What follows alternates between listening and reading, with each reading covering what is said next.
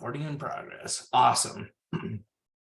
Well, first of all, thanks for getting on the call. Hopefully we'll have a few more people jump on.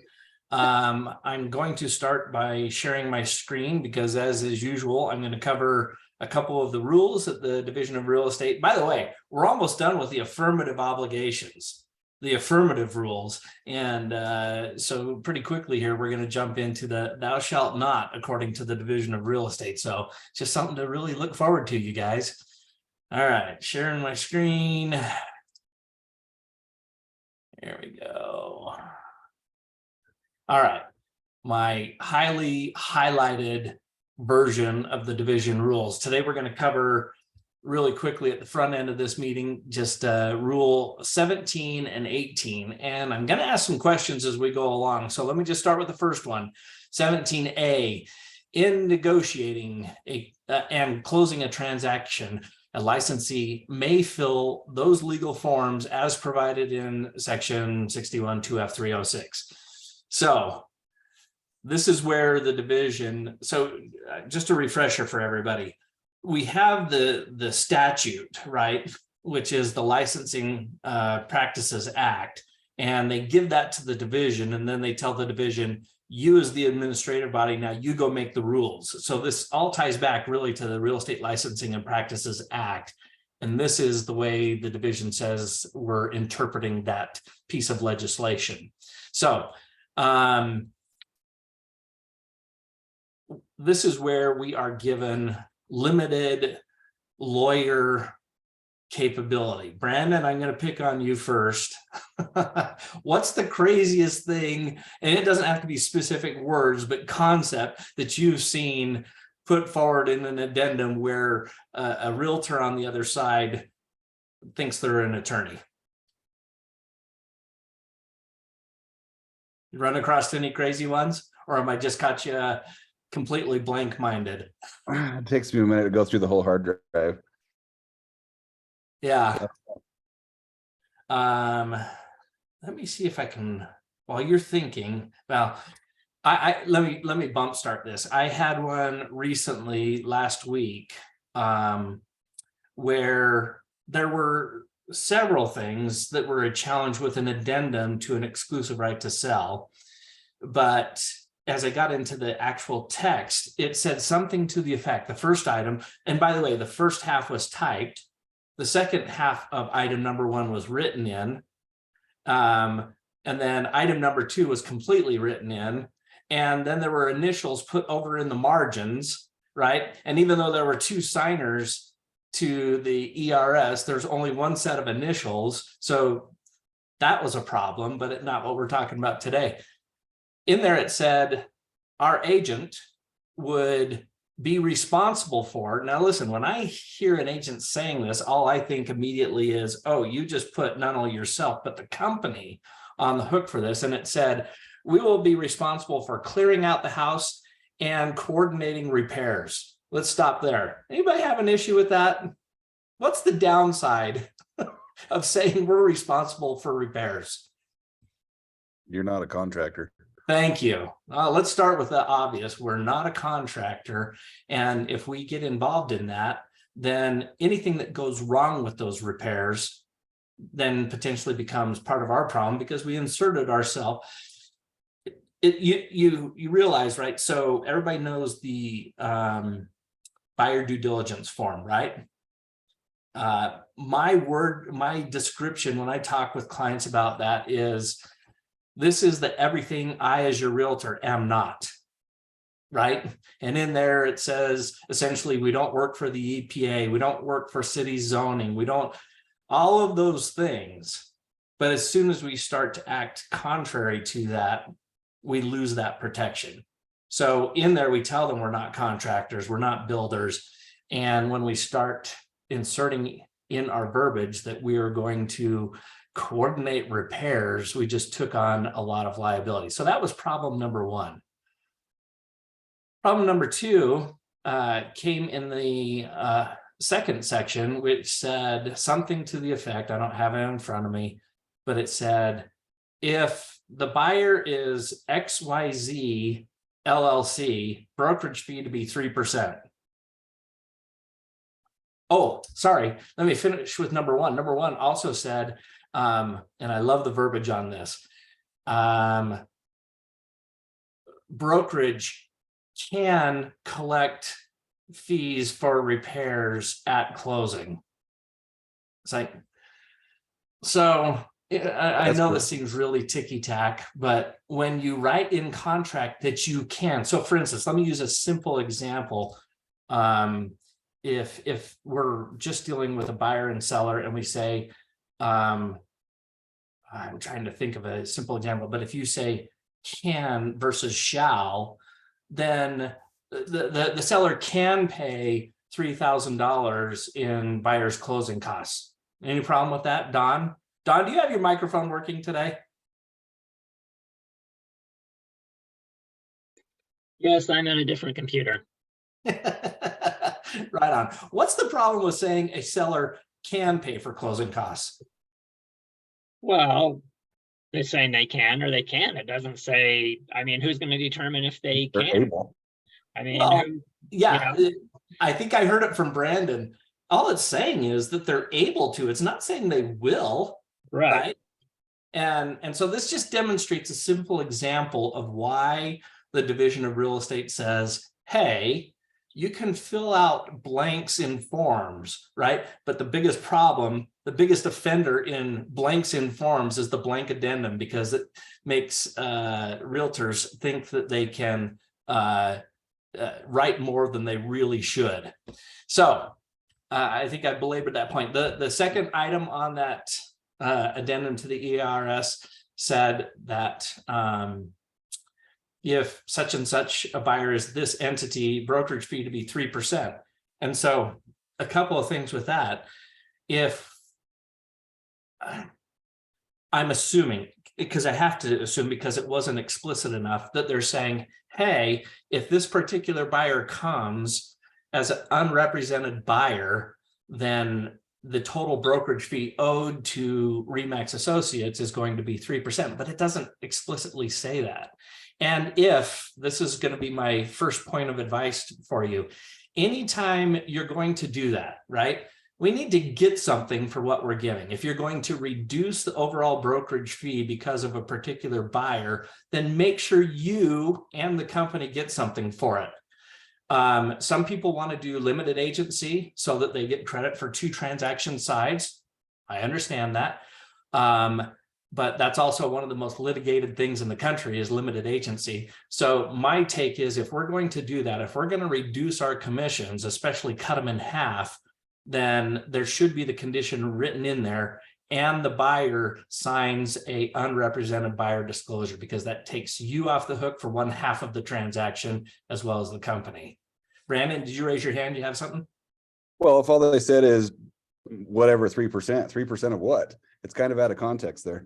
Well, yeah, and that's the problem, right? Is when that's written, I'm sitting there reviewing this going, well, what do they mean? There's not enough clarity. I mean, I've seen so many instances where they say commissions are reduced or brokerage fee. And I'm like, so in our exclusive right to sell and our exclusive buyer broker agreements, Section 2 is labeled brokerage fee. It's a contract term. So make sure when you use that term, that's really what you mean.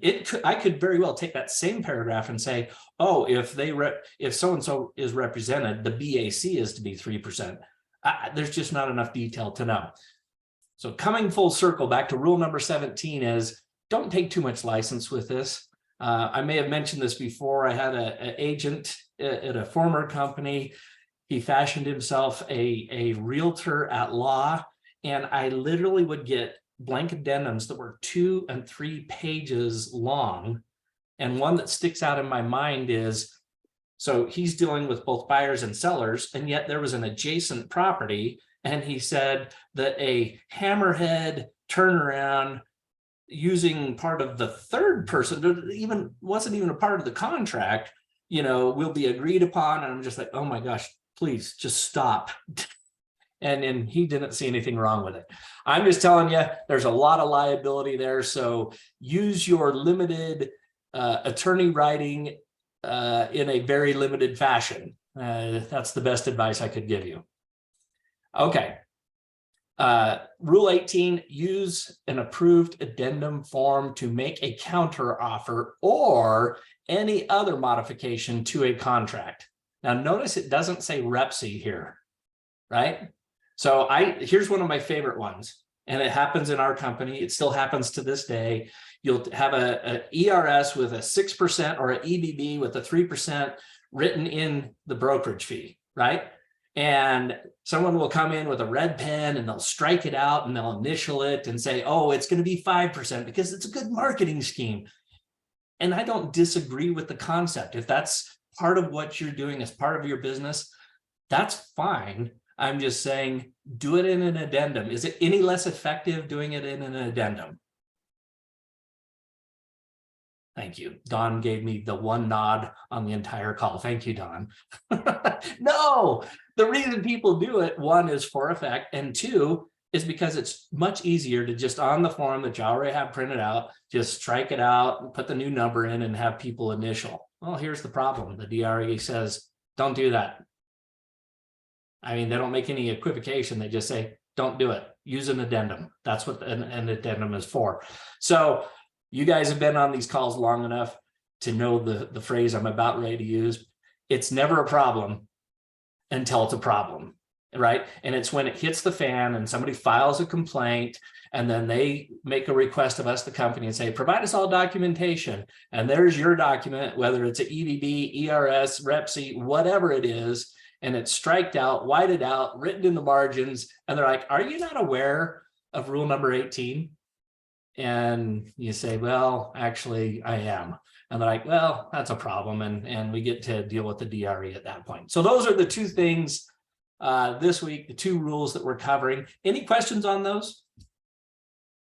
Nothing? Stockton, you're completely quiet and very rigid looking today. You haven't moved a muscle. He's asleep. All right. So the next thing I wanted to cover, had this one recently a couple of times. When, let's say you have a listing, Robert, I'm going to pick on you. You're always good for a comment.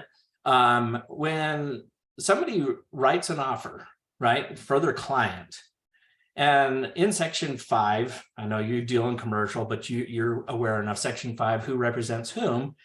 And in section 5, it says, well, I'm representing the buyer and I'm Matt Barton, attorney, Esquire, et cetera, right? Is there any problem with an attorney representing the client? Let's start there. Not at all. 100% capable. Then the next thing we get is, oh, by the way, we want escrow instructions or some other vehicle saying that we're going to pay the attorney a fee for representing the buyer. Is there a problem with that? Muted. I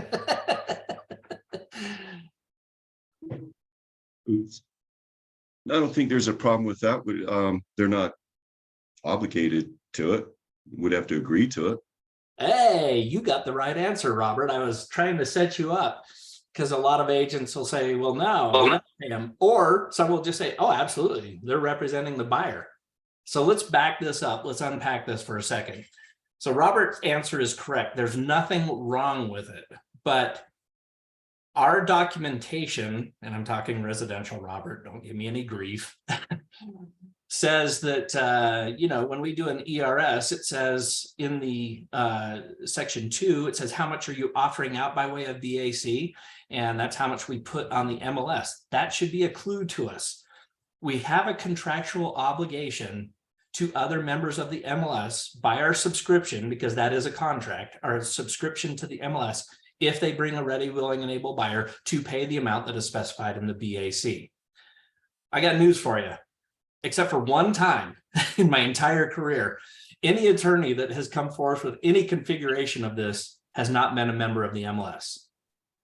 So Robert's obligation, or the brokerage's, more correctly, the brokerage's obligation is we don't have to pay you. Now, if the attorney came and said, well, you know, my clients either are going to pay me or you're going to pay me, and you have, your client has already offered to pay this amount, can we still pay them? Well, So here's the interesting twist to this. The Division of Real Estate says we can only pay a commission to who? Another Licensing. real estate broker. Right? Now, if the seller wants to structure it to where they're paying them at closing, it just can't come from us. We can't pay, we cannot take commissions and pay it to anybody other than a licensed real estate brokerage. So I hope this adds a little clarity to you. If you get this in the future, if you haven't had it in the past, good for you. But at some point in your career, you're going to get this where somebody wants you to pay an attorney, and just know we can't pay them directly.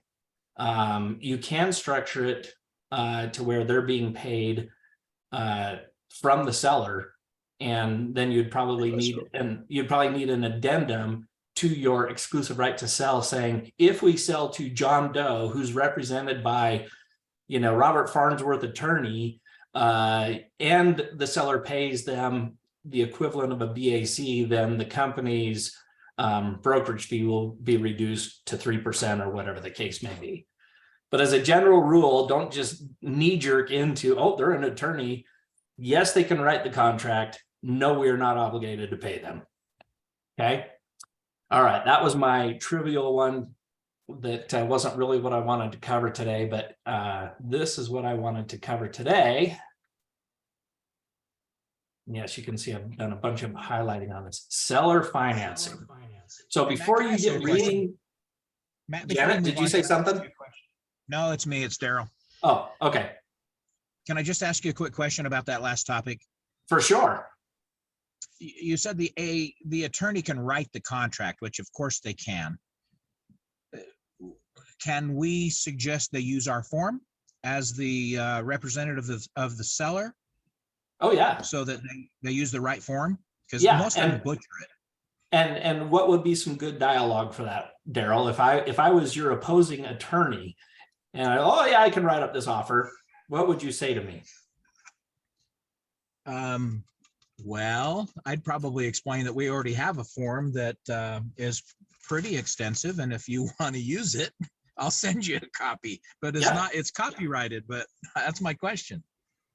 Well, actually, the REPC is a Division of Real Estate form. There's only, I think, 5 forms that are actually approved by the Division of Real Estate. Most of the ones we're familiar with are UAR forms and therefore copyrighted. But the REPC is a state form. Okay, perfect. That answers Robert, my did you have a question. comment on that? You got it. Yeah. So yeah, I think I always believe in putting it in the context of what's good for you, right? And if Daryl, if you were the attorney on the other side, you're like, Daryl, so excited to do this deal with you, and I'm sure you're highly competent, but I just want to, if it makes sense for you, because it will make it easier for my seller to digest. We would love to use the state-approved REPC, and that way you don't have to go and reinvent the wheel. Why don't you take a look at that, see if it meets your client's needs, and if they agree, let's use that form. It's kind of the assumptive close, while also showing it what's in it for him, how much he's going to save time and effort, and put in the right context. Most attorneys will be like, "Yeah, I don't want to go create another contract." Yeah, and by the perfect. way, can they addend the heck out of it? They sure can. Yeah, All right. Yeah. Here we go. Seller financing addendum. So by raise of hands, how many of you have done a seller financing deal in your real estate career? I'm sure Robert has. Stockton, I can't see you. Janet, can't see you either. Carrie, can't see you. Okay, then. If you haven't run across this, my guess is you will. Yeah, go ahead, Don. Sorry. I was just raising my hand, no question. Oh, okay. I get it. I asked for a raise of hand and you literally use the raise hand emoticon. Awesome. All right. So when we tend to see seller financing is when the real estate world gets challenging, right? When everything's cookie cutter, very few people will go down this path. And so I wanted today to not only cover the addendum that we have from UAR, but also kind of talk about the scenario. So I'd like to actually start with the scenarios first. What is your experience? What is the most common reason why a buyer wants to do seller financing? They don't qualify for a loan. Yeah, and what are the typical reasons they don't qualify, Don? Either bad credit or not enough time on the job or self-employed. And if you think back to 2008 and 2009, bankruptcies, foreclosures, those also impact their ability to qualify for a loan, right? And so there's a lot of valid reasons why seller financing gets looked at. And I talked to some agents, and you may as well say the plague when you say seller financing. I hope we're a little more nuanced. We understand that it can be a viable solution for our clients, either on the buy side or on the sell side. So let me flip that. And anybody want to answer this question? So Don did the buyer side. Why would a seller engage in seller financing? What's in it for them? Why is it a viable option for them? There's a lot of reasons, actually. More money Usually it's over time. overpriced. Okay, Brandon, what was yours? And then Daryl. More money over time. More money over time. Okay. Usually Daryl? it's overpriced and they found a sucker. Well, you put a certain marketing spin on it, Daryl. I call it synergy, right? No, I mean, you're laughing, but I'm serious. It is synergistic, right? Because on the one hand, the seller is going to take more risk, right? I don't think anybody can dispute that. If you're Bank of America and you have 1 million loans and one goes into default, who cares? But if I have 2 properties and I put one in seller financing and it defaults and I have to go into foreclosure, that can be kind of catastrophic, right? So there is definitely inherent risk. Even though there's remedies, the time it takes to perform on those remedies creates cost and risk for me as a seller. So coming back to your scenario, Daryl, having a sucker, well, I would say it's like I have a buyer who has a desperate need and I have a seller who needs to be compensated for the additional risk that they're taking. So that's why we tend to see, and I started the question of why would a seller do it? If I could sell it for 500,000 just traditionally without seller financing, but I can sell it for 525 to seller finance, and I have a balloon in 5 years. Yeah, I've got 5 years of risk, but it may be worth the $25,000 to me. Okay, so just know Just one comment about that, Matt. Yeah, go ahead, Daryl. Almost everyone I've ever done has either failed or been really dicey in the process somewhere for that reason. Well, I would say you have a bad track record. There are some that it worked for splendidly. One, and we'll get into some of the other risks, but I will agree with you on this, Daryl. Sometimes the reason they can't get a loan is because they are, by definition, high risk, right? Either foreclosure or bankruptcy, or they don't have all the things that traditional lenders look at to mitigate their risk. For some reason, they can't jump the hurdle. So they're inherently a little more risky. Now, Robert was shaking his head because I think those that deal in seller financing a lot and advise their clients do certain things to help safeguard. You can never completely bulletproof it, right? But if you require a good chunk of money up front, a substantial chunk, it tends to make people good actors. And it makes the proposition of going through a foreclosure not only a less of a profitability, but if it does, you've got some money in the bank to cover it, right? Yeah, I didn't say it didn't work. I didn't say it didn't work out well for my client. I just said sometimes it's a little dicey. You get $60,000 up front, and usually fair enough. I didn't hear exactly that. So, all right. So let's jump into the document. And again, this touches on what we started off with, right? Even though the Division of Real Estate gives us the right to take a blanket addendum and write things in, When the industry norm is to use something that's already established, meaning, oh, there is a seller financing addendum that is provided, and quite a few of it. If I'm an attorney, I can demonstrate that really quickly if I wanted to show that you were not providing good fiduciary responsibilities to your client by just winging it like you're an attorney. So that's item number one. Look at the opening paragraph on this addendum. It's a disclosure in and of itself. Seller financing is a complex transaction governed by many state and federal laws. Real estate brokers are not qualified nor licensed to ensure the terms of the seller financing addendum comply with these laws. Buyer and seller are strongly advised to carefully consult with a legal professional. So even though it's bolded and it's at the top of a document, I would highly recommend, this is just best practices according to Matt Barton. If I have a client that's wanting to do seller financing and this came over as part of an offer, I don't care if you're on the buyer or the seller side, I think I would send an email saying, hey, listen, excited about doing the deal, but I hope you read the opening paragraph of the seller financing addendum.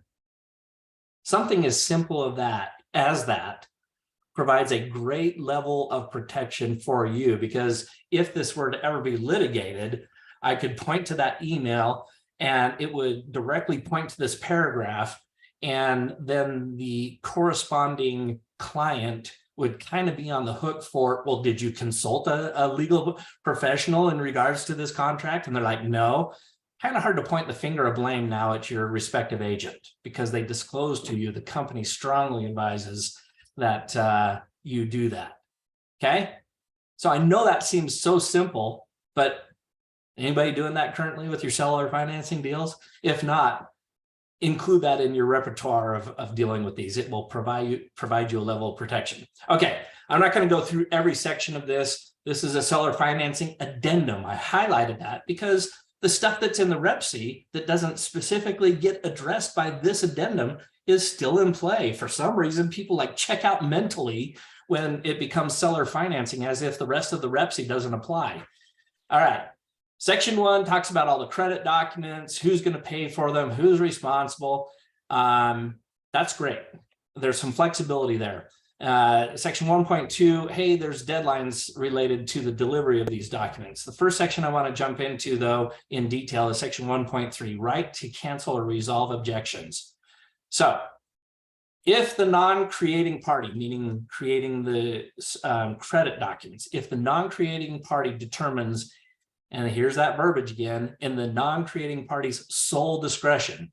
So you don't have to rely on anybody. You get to look at those documents and it's your sole discretion. If you determine that you don't like the credit, what you see, it's unacceptable, then you have two options. No later than the due diligence deadline, which is in the REPC, right?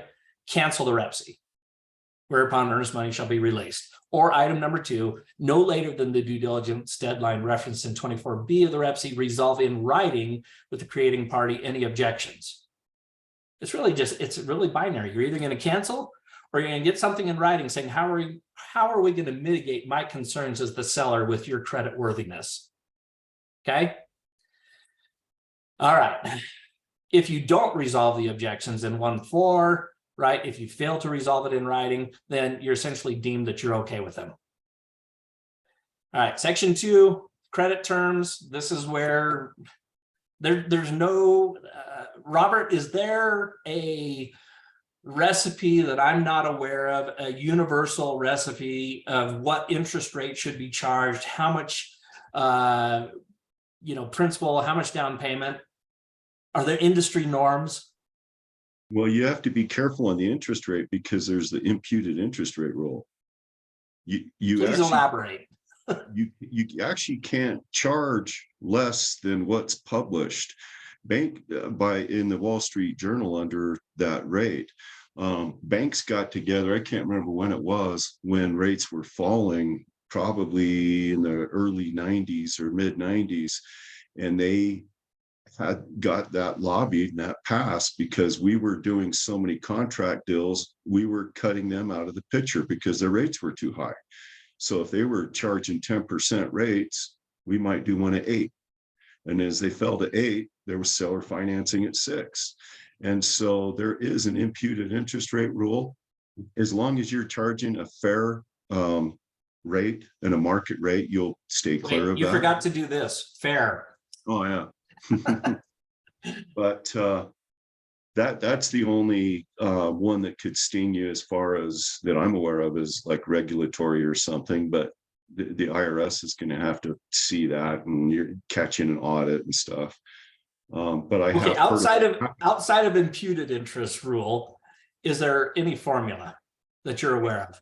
I'd use your standard underwriting. There's a reason why banks consider that. And, but there are reasons why we do, credit terms that we might make allowances and say, you know what, because you don't have enough down payment, you're willing to pay us this rate, you've got other assets, there's something you can look, but look at your standard, what your bank's gonna do, and follow that. So As I'm close going to as you use, can. so I'm going to use my example. If Bank America with 1 million loans, I'm just making up numbers here, but I'm assuming they probably have at least 1 million loans. If Bank America is currently charging 6.5%, a seller who's taking on more risk probably should charge a little more, right? It depends on the deal, right? Depends on the deal, but as a general rule, if you're taking on more risk, there's usually a higher interest rate. That's just the way it is, right? If you have a 620 credit score versus an 800, you're going to get a different rate. Well, I would say the same thing is true on seller financing.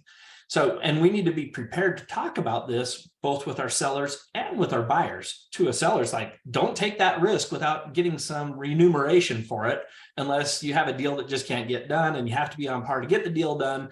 We should be versed in that dialogue. For the buyers, we should future pace them. Hey, you're not a traditional lender. You've got a bankruptcy in your recent past or whatever the case may be, and you're going to have to pay more, but you'll get into a house, right? And after a couple of years, you can refi, get out of it, whatever. It's still a good deal for you. Be prepared for those dialogues, okay? I'm glad you're bringing this up, Matt, because this is already happening more and more. I heard it from an escrow officer recently. They're seeing this, and well, it's Ed at Metro, and he was telling me that they've already ramped it up. They're teaching a CE course about this and expanding it right now because everybody needs to know it. Yeah, because we have really low loans rate, historical low rates, and people are going to want to be wrapping them, and they need to know when you can and when you can't, and what to watch for. yeah, we're going to get to that a little bit later here. Here's the one thing I want to finish on, section number 2. Both talking to a buyer or a seller. If it's a seller, my dialogue is going to be something like this. Robert, it's great that we're going to entertain this seller financing. I hope you read paragraph 1. See what I just did there? Read paragraph 1. But here's the thing. In case you haven't thought about this, I need to propose this to you. You don't have to do a 30-year mortgage. You don't have to do a 15-year mortgage. We can do a 3-year, a 5-year, and make a balloon. That's what the last bullet right here is for, right? We can make the payments based on a 30-year or a 15-year AM, right? This is like when you do a home equity loan, right? They're like, hey, you have a 10-year draw, any payments we have is going to be based on a 30-year mortgage, but within 10 years, we have a balloon, it's all due, right? It's very similar here. You're going to have to make it palatable for the buyer. You can't, in most cases, you can't just throw out heinous terms and expect them to sign off on it. So you give them something reasonable by way of monthly payments and protections. And then, oh, by the way, in 3 years or 5 years, you better have had your financing done and find out an avenue, because I'm coming and calling the note due in 5 years, right? The whole amount, right? That reduces the risk for your seller. And that's, we started off with, why would a seller do this? If you can get $25,000 more or $50,000 more because of seller financing, and you can bring it to a close within 3 or 5 years, pretty compelling for a seller. And oh, by the way, pretty compelling for a buyer who can't buy in on the current market. So, all right, section 2.1 deals with late payment terms. Again, there's no recipe here. It's dependent on what your seller and buyers negotiate, but I like Robert's idea. at least as a baseline, go and know what the typical payment, late payment fees are, right? And the timeframes. All right. Section 4 is a big section, right? This has to deal, and we're gonna talk about more about this in section 5, but don't, in most cases, do not, if you're representing the buyer, do not pay directly to the seller. Say that again. Do not pay directly to the seller. The example I've used, it's quite literally, I'm at my house right now because I had some early meetings, but the whole row of houses behind my street, back in 2008, 2009, investor came in, built them, and of course the market tanked. So we put a bunch of renters in there and still wasn't able to cover his costs. So for a period of nearly a year, he was just collecting checks. He knew they were going to go into foreclosure. What happened to all the renters? I used to do foreclosures, and I had the dubious task of showing up at people's doors and doing cash for keys. And even though you're offering them a few $1,000s, it still wasn't a pleasant experience. And that's exactly what happened on the street behind me. All of a sudden people are like, what? I've been making my rent payment. They're like, yeah, but your landlord, the owner of the properties, hasn't, and you're being foreclosed on, so you got to find a new place, right? So if you're representing a buyer, make sure you have them make payments to a company like Escrow Specialists to make sure that the payment is actually being applied.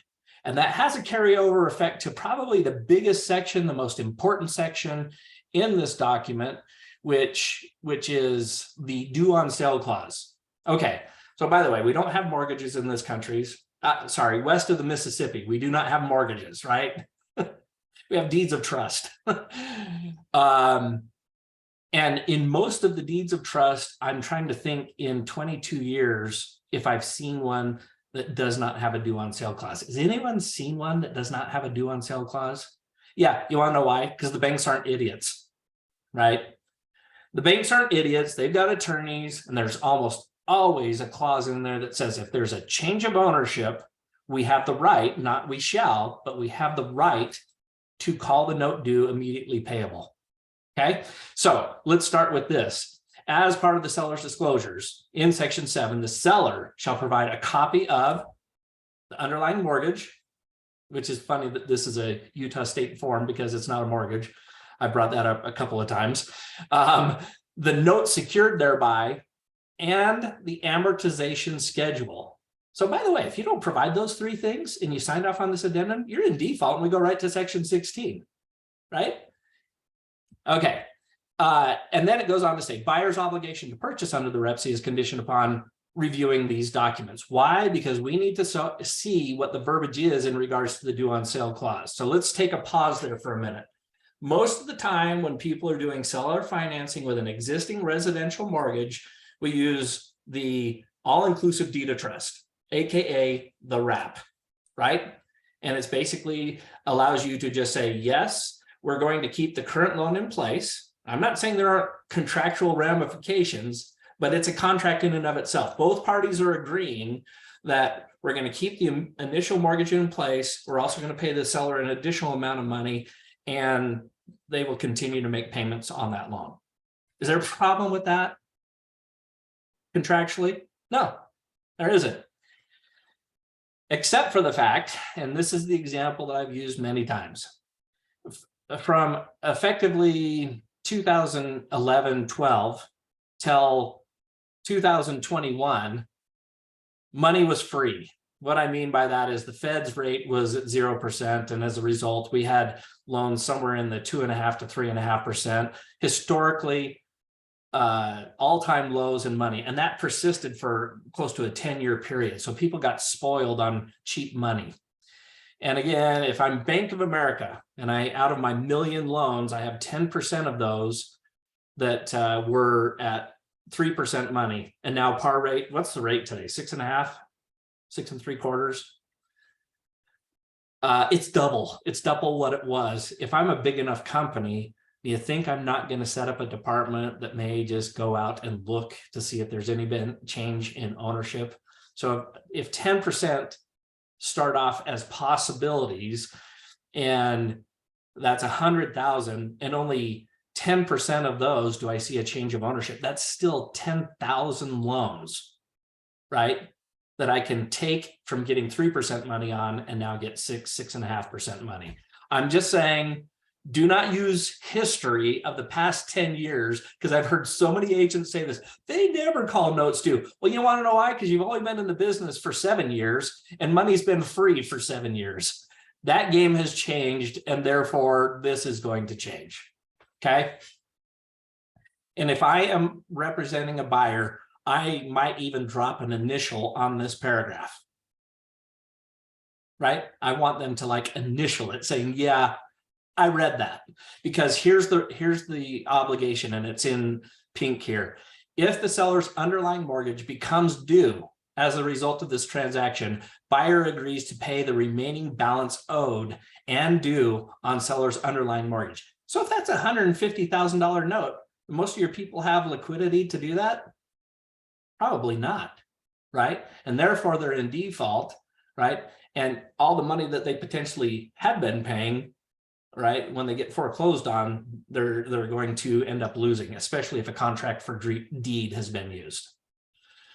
So this is where we circle back to, is there anything illegal about doing seller financing? No, there is not. Are there contractual ramifications that we need to do a good job under our fiduciary of reasonable care to explain to them and highlight and be like, hey, buyer, notice this one?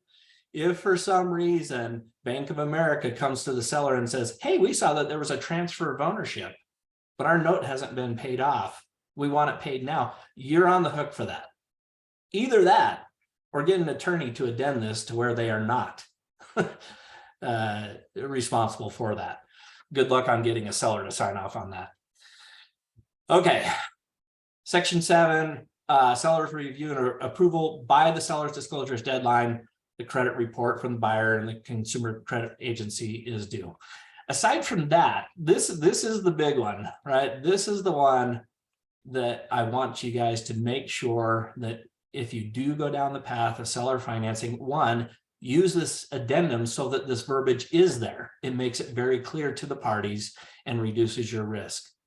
And definitely don't write it yourself. And then make sure, again, I think it's not a bad idea to drop an initial in DigiSign or whatever else, or DocuSign, to show that they looked at that paragraph. Okay.